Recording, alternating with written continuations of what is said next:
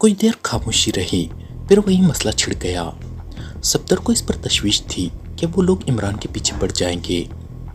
राफिया सुमनाफ उस अहमक नेगरों को रुखसत करके फिर सब्ज कमरे में वापस जाने ही वाली थी कि एक दरवाजे से ऑटो विलानी नमूदार हुआ। उसके चेहरे पर एक ही बार राफिया की नज़र पड़ती थी, फिर जितनी देर सामने रहता वो नज़र झुकाए रखती।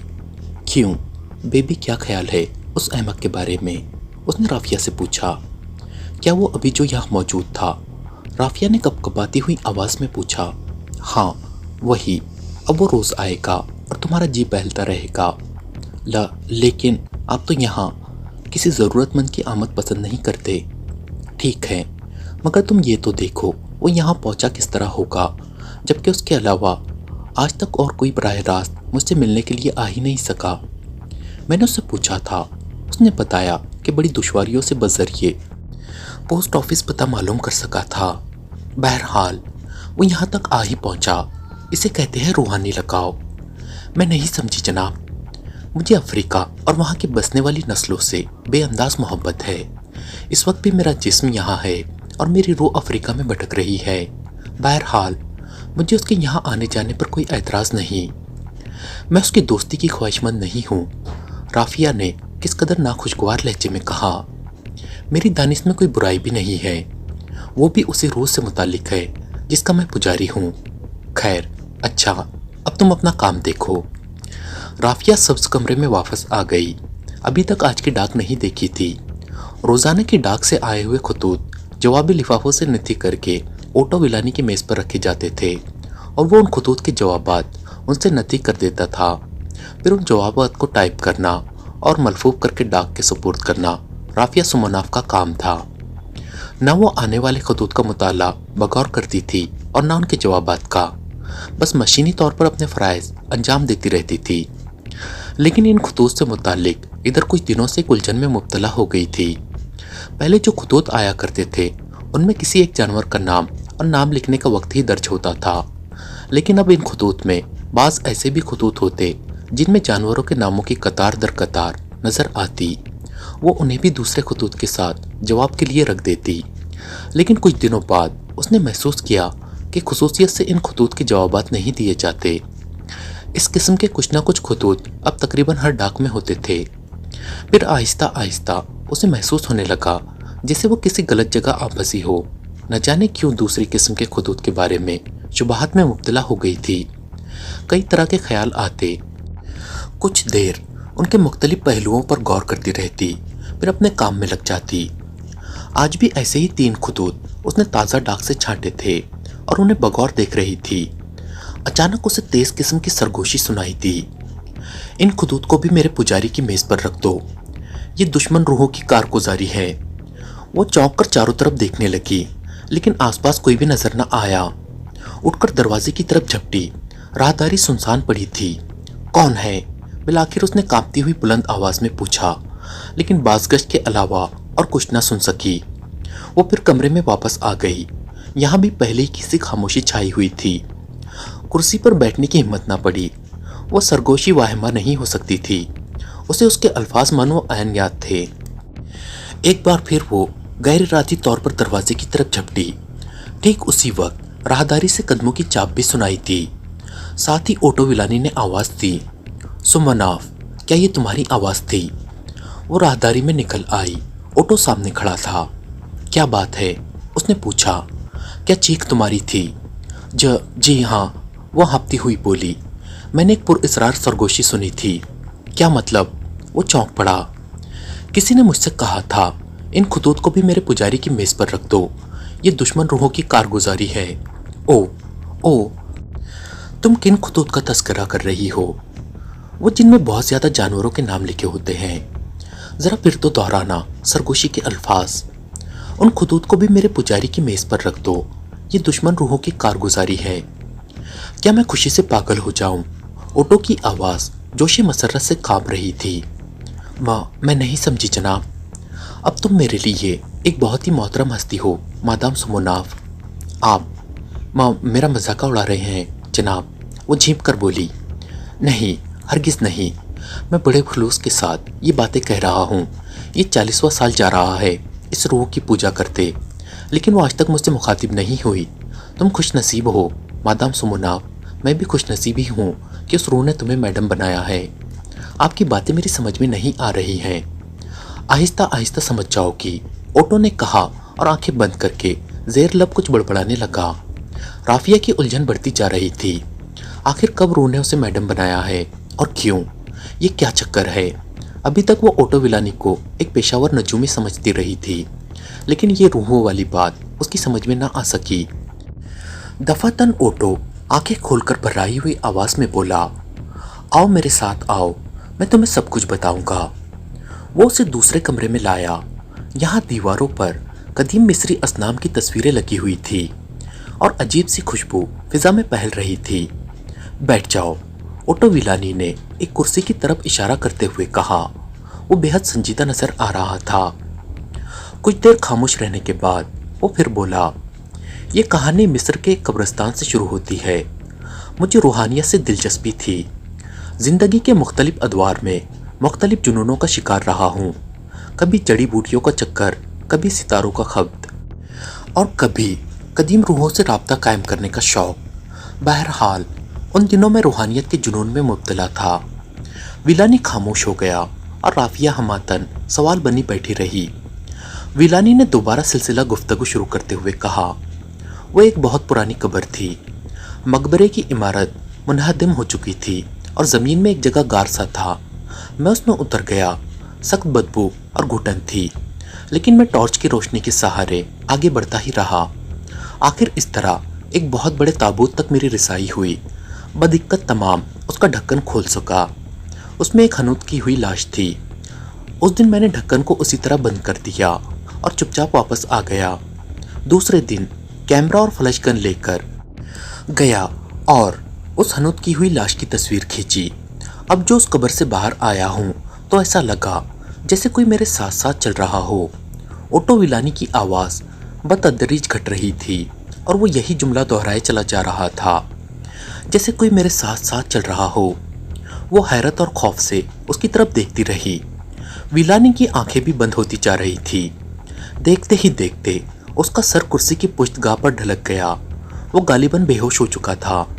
राफिया समुनाव बौखलाकर खड़ी हो गई। इमरान जैसे ही फ्लैट से निकलकर जीने तय करने लगा, किसी ने नाम लेकर उसे आवाज दी। वो नीचे उतरते उतरते रुककर मुड़ा। साथ ही गाल पर कोई ठंडी सी चीज लगी और वो उछल पड़ा। जीनों पर अंधेरा था। पैर फिसला तो बकिया जी ने पैरों को तकलीफ दिए बगैर ही तय कर डाले। नीचे फुटपाथ पर आ गिरा, लेकिन चोट का एहसास किसे था? बस वो दाहिने गाल को दबाए पड़ा था। ऐसा लग रहा था जैसे बेशुमार नन्ही नन्ही चिंगारियां खाल में पेवस्त हो गई हों। ये तकलीफ इतनी शदीद थी कि दूसरी जिस्मानी चोटें उसमें दबकर रह गई थीं। वो वैसे ही गाल दबाए हुए उठा और फिर जीनों की तरफ झपटा।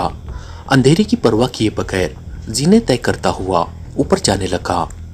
ऊपर पहुंचकर अपने फ्लैट के दरवाजे पर 2 हथड़ चलाने शुरू कर दिए। सुलेमान अंदर था। उसने दरवाज़ा खोलकर उसे हैरत से देखा। इमरान उसे धक्का देकर अंदर घुसता हुआ कुर्राया, दरवाज़ा बोल्ट कर दे। क्या बात है साहब? सुलेमान ने बौखलाए हुए लहजे में पूछा। दरवाज़ा बोल्ट कर दे, इमरान आगे बढ़ता हुआ बोला। सुलेमान ने दरवाज़ा बोल्ट कर दिया और हैरत से मुंह फाड़े इमरान को देखता रहा। अबे प्यास, इमरान दांत पर दांत जमाए कर रहा। सुलेमान झपटा और अंदर गया और पानी का गिलास लिए हुए वापस आया। इमरान मसहरे पर गिर चुका था। सुलेमान के हाथ में गिलास देखकर भुना गया। प्यास नहीं प्यास, वो हलक के बल बोला। प्यास, सुलेमान ने मतहराना दोहराया।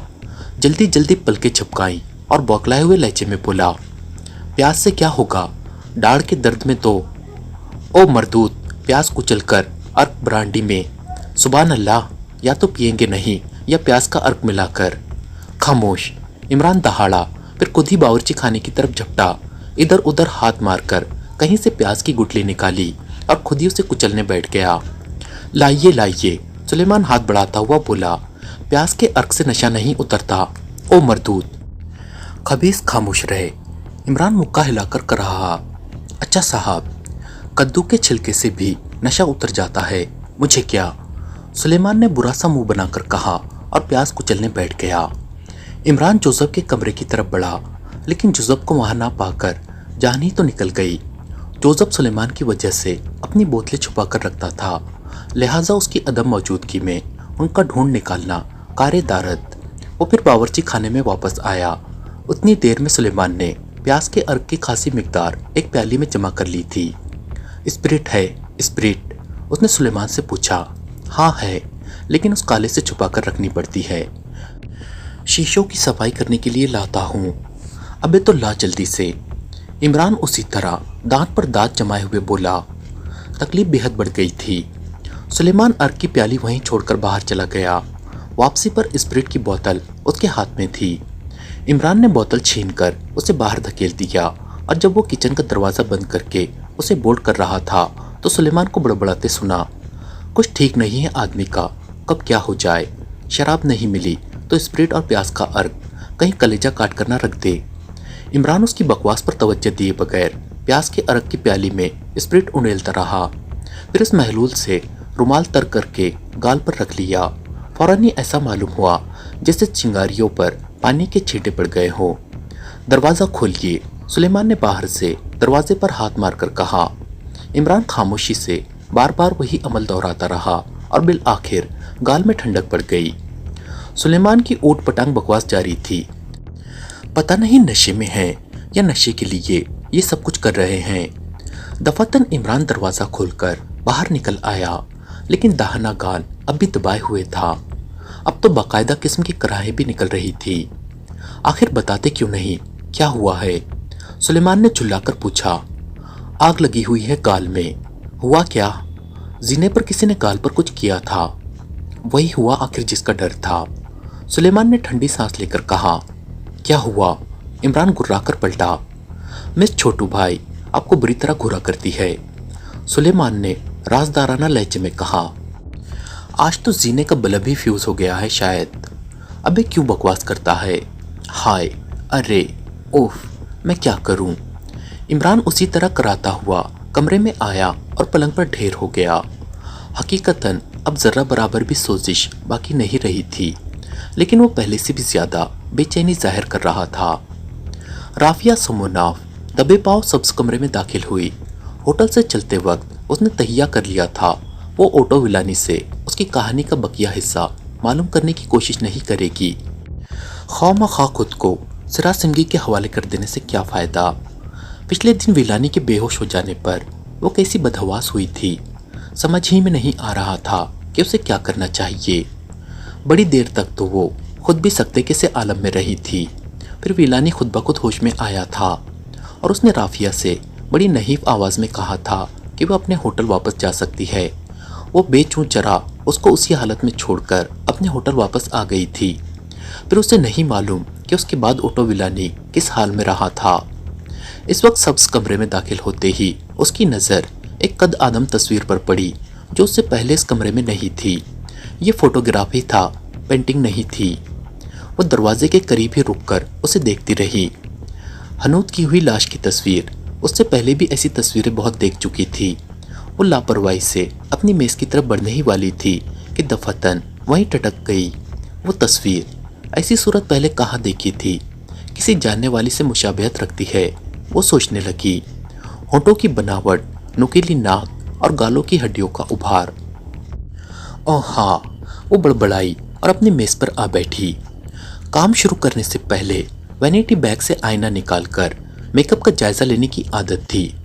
इस वक्त भी गैर इरादी तौर पर आईना वैनिटी बैग से निकाल लिया और फिर बुरी तरह चौंकी, बौखलाकर खड़ी हो गई। अब वो उस कद आदम तस्वीर को आंखें फाड़ फाड़ कर देखी जा रही थी। अब उसे एहसास हुआ कि मुशाबहत तो खुद उससे थी। होंठों की बनावट वही थी, गालों की हड्डियों के उभार भी वैसे ही थे। हत्ता कि अगर वो अपने बाल ऊपर की तरफ समेट लेती तो पेशानी की बनावट भी उससे मुख्तलिफ ना नजर आती। पता नहीं क्यों उसके पैर कांपने लगे थे और जिस्म खाली खाली सा मालूम होने लगा था। दफातन वही नरम सी सरगोशी कमरे की खामोश फिजा में फिर गूंजी। डरो नहीं, तुम मेरी परछाई हो। मैं तुम्हारे ही तवस्सुस से दुनिया पर दोबारा हुकूमत करूंगी। मेरे पुजारी ऑटो विलानी से कभी अलग ना होना और अपनी पाकीज़गी भी बरकरार रखना। मेरी परछाई हो, तुम मेरी परछाई हो, तुम मेरी परछाई हो। सरगोशी बतदरीज मद्दम होती हुई कमरे के सुकूत में मदगम हो गई। वो चंद लम्हे तो बेहिस वो हरकत वहीं खड़ी रही, फिर बेतहाशा राहदारी में निकल आई। आज शायद वो पहली बार ऑटो विलानी को इस तरह आवाज़ें दे रही थी। मिस्टर विलानी, मिस्टर विलानी, आप कहाँ हैं मिस्टर विलानी? राहदारी के सिरे पर विलानी दिखाई दिया, जो गालिबन उसकी आवाज़ सुनकर किसी कमरे से बाहर निकला था। क्या बात है, क्या बात है? वो राफिया की तरफ झपटा, लेकिन अब राफिया बुत बनी खड़ी थी। क्या बात है सुमोनाफ? वो सिर्फ उसकी तरफ देखकर रह गई। कुछ कहना चाहा, लेकिन अल्फाज ना मिले। क्या तुम खौफजदा हो? ओटो ने पूछा। राफिया ने नफ़ी में सर को जंबिश दी। फिर क्या बात है? सरगोशी, वही सरगोशी। वो बदिक्कत कह सकी। ओ, कब, कैसे? मुझे बताओ और इधर आओ। विलानी की आवाज़ में इस्तराब था। वो उसका बाजू पकड़कर उसे ड्राइंग रूम में लाया। उतनी देर में वो भी अपने हवास पर काबू पा चुकी थी। मुझे बताओ बेबी, क्या हुआ था? विलानी ने कुछ देर बाद कहा। राफिया ने कांपती हुई आवाज़ में कुछ देर पहले का वाकया दोहराया। विलानी सर झुकाए सुनता रहा। कहानी के बाज़ हिस्सों पर उसने तफहीमी अंदाज में सर को जंबिश भी दी थी। कुछ देर खामोशी रही, फिर वो तवील सांस लेकर बोला, मैंने ही वो तस्वीर सब्ज कमरे में लगाई थी। ये उस रूह के जिस्म की तस्वीर है जिसका तस्करा मैंने कल तुमसे किया था। मैं उसे भी तस्लीम करता हूँ कि वो तुमसे मुशाबहत रखती है, लेकिन यकीन करो कि मैंने ये सब कुछ उसी रूह के इशारे पर किया है। रूह के इशारे पर? हाँ बेबी, कल मैं अपनी कहानी पूरी नहीं कर सका था। हो सकता है उस मेहरबान रूह ने इस मामले को अपने तौर पर तय करना चाहा हो।